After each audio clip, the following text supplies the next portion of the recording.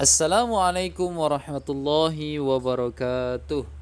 Apa kabar anak soleh dan soleha? Semoga dalam keadaan sehat ya. Semoga Allah Subhanahu wa Ta'ala senantiasa memberikan kita kesehatan dimanapun kita berada. Baiklah, kembali lagi bersama Bapak dalam channel Yudi Anhari. Terima kasih yang sudah subscribe. Bagi yang belum, ayo buruan klik tombol subscribe sekarang juga. Baiklah anak bapak yang soleh dan soleha, mari sama-sama kita mulai pembelajaran ini dengan melafazkan basmalah. Bismillahirrahmanirrahim.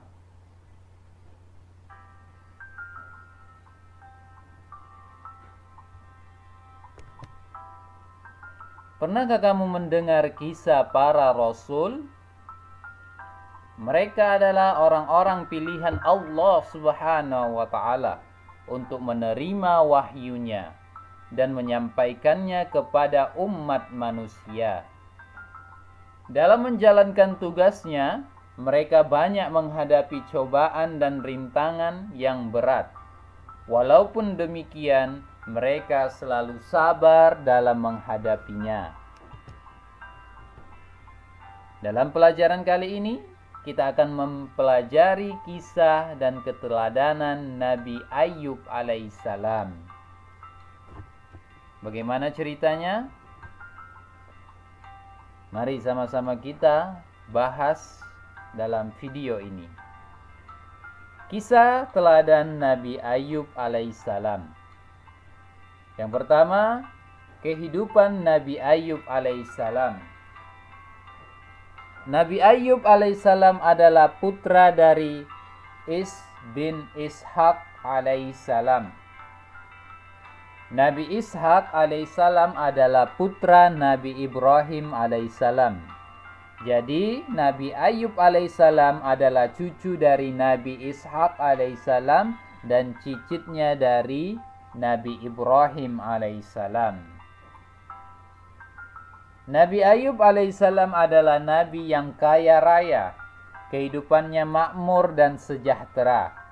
Di balik kehidupannya yang bercukupan, Nabi Ayyub tidak pernah melupakan Allah Subhanahu wa Ta'ala. Dia tetap rajin beribadah dan berbuat kebajikan. Dia juga suka menolong orang-orang fakir miskin dan anak yatim. Nabi Ayyub juga tidak pernah sombong. Dia selalu bersyukur dan menyadari bahwa semua kekayaannya adalah amanah dari Allah Subhanahu wa Ta'ala. Kekayaannya dipergunakan untuk membantu orang lain yang membutuhkan. Yang kedua, Nabi Ayyub alaihissalam mendapatkan cobaan dari Allah Subhanahu wa Ta'ala. Kehidupan Nabi Ayyub membuat para malaikat berdecak kagum. Mereka membicarakan kekayaan, ketaatan, keikhlasan, dan kedermawaannya. Namun, tidak demikian dengan iblis. Dia iri terhadap kehidupan Nabi Ayyub alaihissalam. Iblis ingin menggoda dan menjerumuskan Nabi Ayyub alaihissalam ke dalam kesesatan. Iblis pun mencoba dengan segala cara agar Nabi Ayyub jauh dari Allah. Ternyata semua usaha iblis gagal. Nabi Ayyub tetap taat dan patuh kepada Allah Subhanahu wa Ta'ala. Kemudian iblis pun meminta izin kepada Allah agar diberikan kesempatan menguji keimanan Nabi Ayyub alaihissalam. Iblis berkata, "Ya Allah, sesungguhnya Ayyub takut kehilangan kekayaan yang telah Engkau berikan. Jika dia terkena musibah dan kehilangan harta bendanya, belum tentu dia akan taat dan ikhlas beribadah kepadamu." Allah berfirman kepada iblis, "Sesungguhnya Ayyub adalah hambaku yang sangat taat dan ikhlas. Semua ibadahnya adalah semata-mata untuk mendekatkan diri kepadaku. Iman dan takwanya tidak akan luntur oleh ada atau tidaknya kekayaan. Ketaatan dan kepatuhannya kepadaku tidak akan berkurang meskipun dia jatuh miskin. Engkau hanya iri dan tidak suka melihat hamba-hambaku yang berada di jalan yang lurus.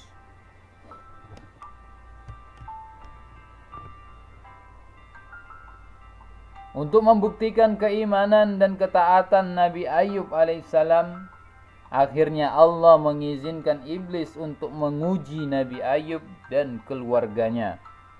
Kemudian iblis dan para pembantunya mulai menggoda keimanan Nabi Ayub alaihissalam. Mula-mula mereka membinasakan hewan ternak Nabi Ayub. Satu persatu hewan Nabi Ayub mati hingga tidak ada lagi yang tersisa. Kemudian lumbung-lumbung makanan Nabi Ayub tiba-tiba terbakar sehingga semua hasil pertanian musnah. Iblis juga mengganggu keluarga Nabi Ayub alaihissalam. Iblis meruntuhkan rumah-rumah Nabi Ayub sehingga semua putranya meninggal tertimpa runtuhan rumah yang roboh. Belum puas dengan hal itu, iblis menaburkan bakteri yang menyebabkan Nabi Ayub terkena penyakit gatal yang menjijikkan. Semua tetangganya menjauhinya, bahkan istrinya juga tidak mau lagi mengurusnya. Penderitaan Nabi Ayub ini berjalan selama 7 tahun. Semua cobaan yang diperbuat iblis tak mampu membuat Nabi Ayub alaihissalam berkeluh kesah. Dia tetap sabar dan tabah menghadapi semua kejadian itu. Dia tetap berzikir dan menyebut asma Allah meskipun kehilangan kekayaan dan keluarganya. Pada awalnya masih ada seorang istri Nabi Ayub yang masih setia yang bernama Rahma.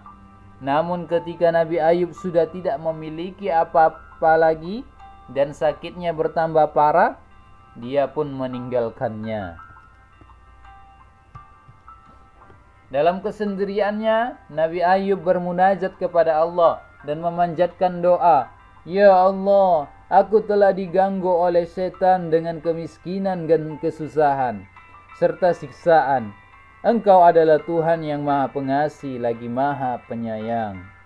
Allah mendengar doa Nabi Ayub yang telah mencapai puncak kesabaran dan keteguhan iman dalam menghadapi cobaan. Allah berfirman kepada Nabi Ayub, "Hentakkanlah kakimu ke tanah. Inilah air yang sejuk untuk mandi dan minum." Setelah Nabi Ayub menghentakkan kakinya, memancarlah air yang jernih. Nabi Ayub pun mandi dan meminum air tersebut. Seketika itu sembuhlah Nabi Ayub dari penyakit yang dideritanya. Nabi Ayub segera bersujud syukur dan berterima kasih karena Allah telah menyembuhkannya. Nabi Ayub telah lulus dari ujian, godaan, dan musibah yang direkayasa oleh syaitan. Ia berhasil melaluinya. Keimanan dan keteguhan hatinya mampu menghadapi semua cobaan selama bertahun-tahun. Adapun yang dapat kita teladani dari kisah Nabi Ayub alaihissalam adalah yang pertama, dermawan dan tidak sombong. Nabi Ayub alaihissalam terkenal dengan kekayaannya, hartanya sangat banyak dan melimpah. Namun kekayaan tersebut tidak membuat Nabi Ayub kikir dan sombong. Nabi Ayub suka bersedekah kepada orang-orang yang membutuhkan. Sifat dermawannya ini dikenal luas oleh masyarakat. Meskipun kaya raya, Nabi Ayub tidak sombong sehingga orang-orang menyukainya. Dia mau bergaul dengan siapapun meskipun dengan orang miskin. Nabi Ayub percaya bahwa semua kekayaan adalah titipan Allah. Sikap dermawan yang tidak sombong harus kita praktekkan dalam kehidupan sehari-hari. Jika diberi nikmat, jangan bersikap kikir atau pelit. Jika kaya, jangan bersikap sombong, terutama kepada orang miskin. Sikap kikir dan sombong adalah sifat yang tercela. Allah sangat membenci hambanya yang kikir dan sombong. Yang kedua, tabah dan tawakal menghadapi cobaan. Sikap tabah dan tawakal ditunjukkan oleh Nabi Ayub ketika mendapatkan cobaan. Ketika semua harta kekayaannya habis, dia tetap tabah. Dia percaya bahwa semua yang dimiliki adalah titipan Allah. Nabi Ayub juga memasrahkan segala sesuatu kepada Allah. Inilah yang disebut dengan tawakal. Meskipun dalam kemiskinan, Nabi Ayub tetap rajin beribadah. Sifat tabah dan tawakal sangat terpuji bagi kita. Meskipun sedih atau susah, kita harus tabah dan tawakal. Semua yang kita terima berasal dari Allah dan suatu saat juga akan kembali kepada Allah. Kita tidak boleh menyesali apa yang terjadi. Setiap sesuatu yang terjadi selalu ada hikmahnya, dan semua itu demi kebaikan kita. Dalam keadaan apapun, kita harus tetap berdoa dan mengharap rahmat dari Allah Subhanahu wa Ta'ala. Allah berjanji akan mengabulkan doa-doa kita. Baiklah anak bapak yang soleh dan soleha, itulah teladan yang dapat kita contoh dari kisah Nabi Ayub alaihissalam. Kita harus bersikap dermawan dan tidak sombong. Kemudian kita harus bersikap tabah dan tawakal dalam menghadapi cobaan dari Allah Subhanahu wa Ta'ala. Baiklah anak bapak yang soleh dan soleha, demikianlah video ini. Terima kasih atas segala perhatian. Semoga dapat membantu anak-anak bapak belajar di rumah. Mari sama-sama kita tutup pembelajaran ini dengan melafazkan hamdalah. Alhamdulillahi rabbil alamin. Terima kasih. Assalamualaikum warahmatullahi wabarakatuh.